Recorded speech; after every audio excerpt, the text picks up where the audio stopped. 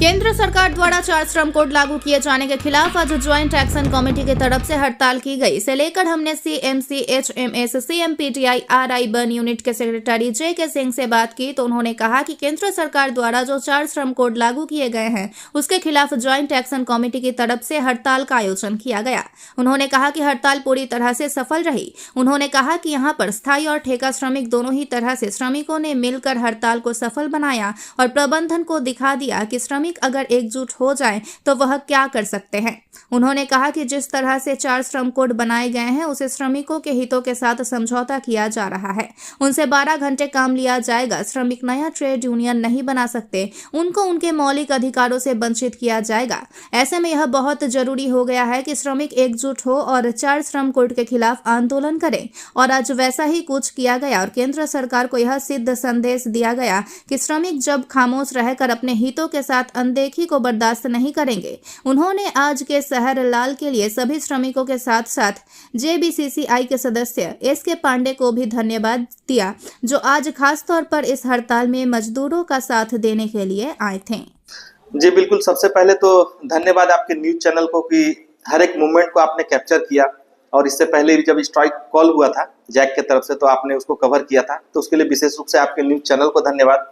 और जैसा कि आज 12 फरवरी 2026 है और स्ट्राइक जो जैक की तरफ से बुलाया गया था, सीएमपीटीआई क्षेत्रीय संस्थान 1 में भी इसका असर बहुत बृहद रूप से देखने को मिला और लगभग जितने भी यहाँ पे परमानेंट वर्कर और कॉन्ट्रेक्चुअल वर्कर है सभी लोगों ने मिलजुल कर एक जबरदस्त स्ट्राइक किया और प्रबंधन को और सरकार को दोनों को ही दिखा दिया कि जो लेबर कोड लागू करने का प्रयास सरकार कर रही है तो उसे हम बिल्कुल भी लागू नहीं होने देंगे, क्योंकि ये जो मजदूर विरोधी लेबर कोड है जिसमें कि कई ऐसे भी तथ्य जोड़े गए हैं जो कि मजदूरों के खिलाफ है, जैसे कि स्ट्राइक न करने पे पाबंदी, स्ट्राइक करने पे पाबंदी और नए यूनियन के फॉर्मेशन पे पाबंदी, 12-12 घंटे जो ड्यूटी करनी होगी, न्यूनतम वेतन से हमें दूर रखा जाएगा। तो इस प्रकार के कई उसमें प्रावधान हैं जो कि मजदूरों के शोषण के लिए बनाए गए हैं। तो आज हम इसके विरोध में क्षेत्रीय संस्थान 1 में स्ट्राइक पे उतरे थे। ठेका श्रमिकों ने और हमारे जितने भी परमानेंट वर्कर हैं सभी लोगों ने इसमें बढ़ चढ़ कर हिस्सा लिया और लगभग पूरी तरह से क्षेत्रीय संस्थान 1 ठप पड़ा था। आज खास करके मैं धन्यवाद देना चाहूंगा हमारे मल्लारपुर सब कैंप, पंतनगर सब कैंप और धर्मा सब कैंप को, जो कि ड्रिलिंग सब कैंप है और यहाँ से हमारे लोग वहां जाकर ड्रिलिंग करते हैं। तो सभी लोगों ने एकजुटता का परिचय दिया और इसको पूरी तरह से आज बंद रखा, क्योंकि उन्हें पता है कि अगर ये मजदूर विरोधी लेबर कोड लागू हो गई तो उन्हें आने वाले समय में कितनी कठिनाई का सामना करना पड़ेगा। साथ ही विशेष रूप से धन्यवाद श्री साधन बनर्जी जो कि ऑर्गेनाइजिंग सेक्रेटरी हमारे हैं और हमारे अभिभावक श्री एसके पांडे साहब जो कि जेबीसीसीआई मेंबर है, और उन्होंने आकर यहाँ पे जिस प्रकार से हम सभी मजदूर साथियों का मनोबल बढ़ाया उसके लिए विशेष रूप से धन्यवाद। और आज का स्ट्राइक क्षेत्रीय संस्थान 1 की नजर से अगर देखें तो पूरी तरह से सक्सेसफुल था। जी हाँ, आप जैसे बोल रहे हैं कि बहुत सालों के बाद हम लोगों ने इस तरह से बृहद आंदोलन किया और उसे सफल किया। उसका कारण यही था कि ये मजदूर विरोधी जो लेबर कोड सरकार लागू करना चाहती है वो मजदूरों के शोषण के लिए बनाया गया है और हमें पता है कि अगर ये लेबर कोड कोल इंडस्ट्री में लागू हो गया तो कल के डेट में हमारे बच्चों के पढ़ाई लिखाई पे भी अंकुश लग जाएगी, उनके भोजन पे भी अंकुश लग जाएगी और हम जो भी आज फैसिलिटी पा रहे तमाम फैसिलिटियां बंद कर दी जाएंगी। तो आज का स्ट्राइक हमारा बृहद रूप से सक्सेसफुल था और इसके लिए मैं सभी अपने जितने भी कर्मचारी हैं सरकारी एवं ठेका श्रमिक सभी को विशेष रूप से धन्यवाद देता हूँ। आपका नाम? JK Singh, secretary CMC, HMS, CMPD, RI 1 unit. Niamatpur sub traffic guard আধিকারিকরা স্মারকলিপি কংগ্রেসের পরীক্ষার্থীদের নিরাপত্তা বিষয়ে কুলটি ব্লক কংগ্রেসের পক্ষ থেকে সমাজ চেতনা কর্মসূচির অংশ হিসেবে নিয়ামতপুর ডিসেগড় রাস্তাটি দীর্ঘদিন ধরে বেহাল অবস্থায় রয়েছে, যেখান দিয়ে পণ্যবাহী ভারী ভারী যানবাহন চলাচল করে।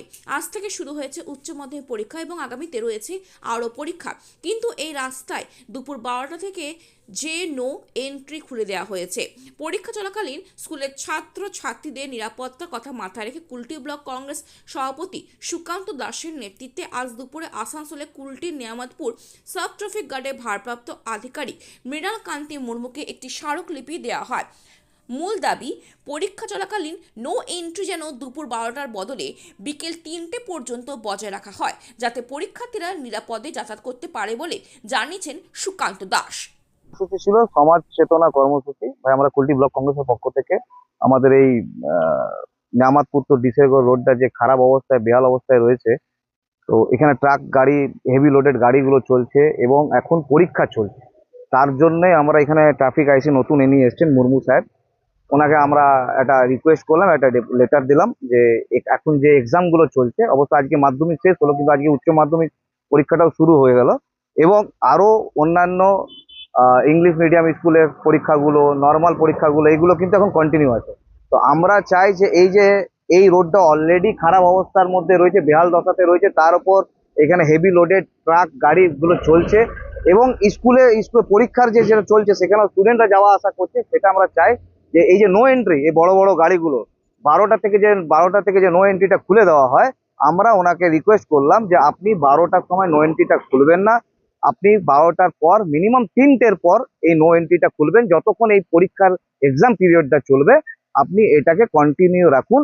মানে যত স্কুলের এক্সামগুলো আছে এই মাসটা আপনি এই সিস্টেমটা চালু রাখুন, যাতে 12টার থেকে নো এন্ট্রিটা যাতে না খোলা হয়। আমাদের সকলের কংগ্রেসের পক্ষে এটা দাবি যে আপনি এই নো এন্ট্রিটা এখন 12টা থেকে না চালিয়ে 3টের পর চালু করুন, যাতে আমাদের এখানকার যারা স্টুডেন্ট আছে, যারা আমাদের ভবিষ্যৎ, তাদেরকে কোনো রকম দুর্ঘটনার কবলে যাতে না পড়তে হয়। এটা আমাদের সকলের দায়িত্ব, আপনার আমার প্রশাসন যারা এখানে দেখছে, সেটাই আমরা ওনাকে মনে করে দিলাম যাতে এরকম কোনো ঘটনার কবলে না পড়তে হয়। আমরা চাই যে আপনি এই নো এন্ট্রিটাকে 12টার সময় চালু না করে 3টের পর চালু করুন। এই কর্মসূচি আমরা আজকে করে এখানে নিয়ামতপুরে সোদপুরের সামনে আমাদের নিয়ামতপুর ট্রাফিক আইসি মুর্মু সাহেবের হাতে একটি লেটার, উনি অলরেডি এইটাকে নিয়ে কাজ করছেন, উনি বলেছেন, তার জন্য ওনাকে অনেক থ্যাঙ্কফুল যে উনি অলরেডি এটার মধ্যে চিন্তা করেছেন। কিন্তু কিছু জিনিস যেটা আছেন যে উনি ডাইরেক্টলি বলেছেন যে আমি ইমপ্লিমেন্ট করতে পারি না। আমি বললাম দেখুন, সিচুয়েশন হিসাবে আপনাকে ইমপ্লিমেন্ট করতে বলছি, নট পার্মানেন্ট আমরা ইমপ্লিমেন্ট করতে বলেছি। আর ইমপ্লিমেন্টটা কি আছে না, 12টা থেকে 3টে অবধি খালি ট্রাক চলাচলটা, হেভি ভেহিকেলসটা বন্ধ রাখার জন্য। আর সেটা এখানকার ছাত্রদের, স্টুডেন্টদের, তাদের ভবিষ্যতের কথা ভেবে বলেছে, তারা এক্সাম দিতে যাচ্ছে, তাদের যদি কোনো দুর্ঘটনা ঘটে তার দায়িত্ব কে নেবে? তো সেইটা যাতে না ঘটনাগুলো ঘটে এরকম, সেটার জন্য তো উনি চেষ্টা করছেন, উনি বলেছেন যে আমি চেষ্টা করছি। তাহলে চেষ্টা করলে হবে না, এটা আপনাকে করতে হবে। যদি না হয় কয়েকদিনের মধ্যে, তাহলে আমরা আমাদের মতন আন্দোলনে যাব। আমরা দরকার পড়লে সিপি অফিসে যাব, ট্রাফিকের যে উপরে আধিকারিক আছে তাদের কাছে যাব।